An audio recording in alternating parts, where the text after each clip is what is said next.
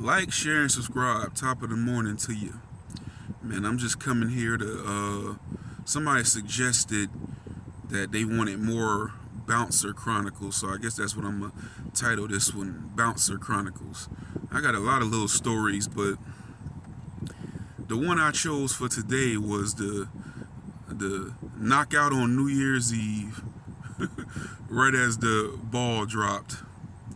You know, as a bouncer, I can't stand no super tough ass bouncer that want to try to be tough and, you know, act a certain way. I done seen dudes get, especially working in these Spanish bars, I seen dudes get cut up and all kind of shit, but, well, not seen it, but know of it happening. But you don't never want to be too, you know, push people around. You want to always be fair, but you want to be able to regulate when, you know, time comes. But if you one of them dudes that go too hard, yeah, you fuck around and get hurt. I got a bag full of pocket knives, box cutters, and all types of shit from when I was a bouncer. I don't know how many it is, a bunch of them, but you know, you pat dudes down and you take it and you like, yo, come back and get it before you leave. But a lot of times they be drunk and don't remember to come back and get it. So I got a bag full of them confiscated just from when I used to be bouncing. My last little stretch of bouncing, which was probably some months, and I want to say I might got like 29 of them or whatever. But anyway, we gonna go to New Year's Eve 2017. I'm gonna post a thumbnail of the bar. It was called Cancun Bar or whatever, little Mexican bar in the town or whatever, in an area that's known for it's like a large Hispanic South American population, period, but it's mostly known for Mexicans at this point. Our town was historically Hungarians, and then the blacks was there, and then the Spanish people came in, the Puerto Ricans and the Dominicans and all, but now it's Dominicans, Puerto Ricans, Peruvians, Hondurans, Guatemalans, El Salvador, everything. So, but this little area, the Mexicans own all the businesses over there now, so that's just a Mexican bar or whatever. So I'm bouncing with this one dude, this Dominican dude, on New Year's Eve 2017 at Cancun Bar. So he was always trying to be buddy with people that was in there. I was a little more no nonsense, like to run a tight ship or whatever. So they didn't really play with me if I was the lead, which means I was up at the door. You know what I'm saying? And then the other person just played the back area or float around walking on the floor. He used to always want to be floating around or walking or in the back or whatever for his own reasons. We ain't gonna get into all that. But, you know, a lot of times I used to be the lead up at the door. So this day, he's the lead. It's this one dude in there, a Mexican dude, real skinny, scrawny dude. He had on a white cowboy hat, some cowboy boots, and like a all black jean outfit or whatever. So he in there, he's coked out of his mind like many of the people in there would be.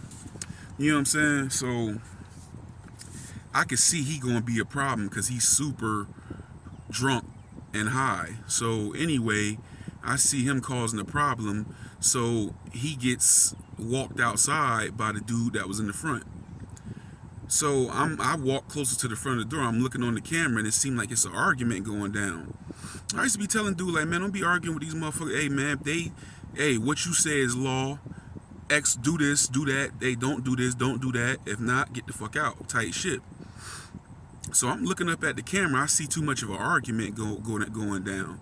So he arguing with the dude outside smoking a cigarette. So I walk out there. So I'm standing there and I'm looking back and forth at him, looking like, why is you arguing with this motherfucker? Like, you know what I'm saying? He arguing with him though. So he like, I got it. So he always say that because he know how I run a tight ship and how I'm gonna carry it. So I'm like, I guess he's scared. I'm looking like, man. So long story short, tussles start. They break out in a tussle and they wrestling. Sometimes when people be on them drugs, they have some freakish strength or whatever. Either that, I'm gonna say that, I'm gonna try to get a dude some credit, or either he just was weak. He tussling with this little scrawny motherfucker, right? So he holding them. The dude ain't getting off on him. They just wrestling, and he looking over at me like, I got it, I got it, I got it, I got it, I got it. I'm like, yo, I'm like, bro, what you want to do? What you want to do? I'm looking back and forth. He tussling with him. So he had a little homeboy with him that was standing outside with him, the scrawny dude. So he runs up, and I just nudge him with my left arm. He fall on the floor, and I'm still looking back and forth. He come back again. I nudge him again. He fall again, and they still tussling. You know what I'm saying? So then he get up the third time. I just grabbed him, spun him around in a circle, and just launched his ass out in the middle of the street. He damn near got hit by a car. I'm glad he didn't, because I probably wouldn't be giving y'all this story right now. But I launched his ass out in the middle of the street. Little short dude or whatever. He didn't come back after that. I don't know what happened to him. I never paid attention. So then I finally turn around like, yo, I'm like, what you want to do? Because he's still tussling. He like, fuck that, man. Let's trash this nigga. He tussling with him. So he pushed him back. So that put him in perfect range. So when he went back, when you see the thumbnail, you'll see a silver door. So he pushed him against one side of the brick wall, and when he went to come back, he was in perfect range, fired on him with the right. Bop, put him down. I did it. I did all the work. Bop, put him down or whatever. He sit up there looking at me like, dazed and confused, and also that ended that. But the funny thing about it was on New Year's Eve. So as he's like, fuck that, let's trash this nigga, I can hear from outside of that door, that silver door that you see in the thumbnail, I can hear 9, 8, 7, 6, like they watching the ball drop on the TV. So it's like right when they say 1, it just so happened, as soon as they said 1, bop, the punch landed. So he bought in New Year's on his ass. And I just always remember that, like the timeliness of how everything went down. Like the ball dropped when he dropped. You know what I'm saying? So that was one of a couple. I got another story about a huge brawl in another bar, but that was one of the little episodes, the New Year's knockout or whatever. Cancun bar. Yeah, I had to get from over there. There was too much going on over there anyway. The motherfuckers get drunk and think they type Mike Tyson or whatever. So, but anyway, man, I want to thank everybody for checking out the song Ape Shit.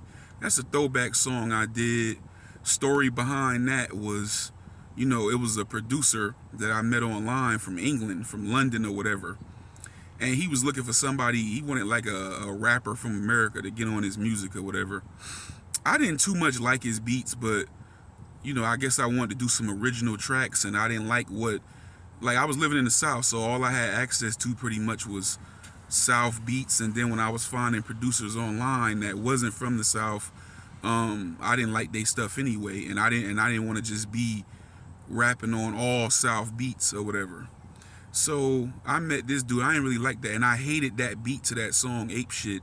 And I didn't think I was going to like it because I had to force myself to write to it. Anybody that did music and write, if you ain't inspired to write, then it usually don't come out as strong as, you would like it.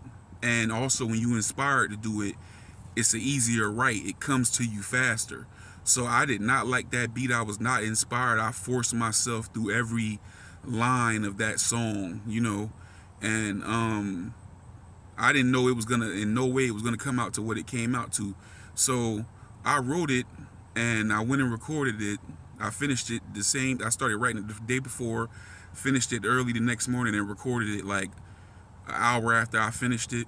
And it turned out to be one of the things that people liked from me the most, because they knew what I was going through at the time, and it was just like very honest and everything. A lot of stuff y'all probably hear on it, you've been hearing me say in these little videos or whatever. So, I did that, and people end up liking it. Everybody end up being very happy with it. I don't live in the past, so I got other music, but I feel like I'm better than that now, so there's no reason for me to put that out or hope. But because of what was going on in my life, it was a fucked up time, but it was a very good time as well. Overall, it was a good time. So I hold on to that one because it's a good time capsule or time marker for what I was going through. So I always held that that one to be special to me because I didn't even want to do it and I didn't even like it. But thanks for everybody that listened to it and enjoyed it. You know, it was a real song, you know what I'm saying? Honest song. And thanks for everybody that showed love on it, man. But it's up there on the page, Ape Shit, just a throwback, 2012, 11 years old or whatever. Thanks for tapping in. Keep tapping in. You know, subscribe to the channel, like and share if you haven't done so. Hit me on the email. Follow me on IG. Salute.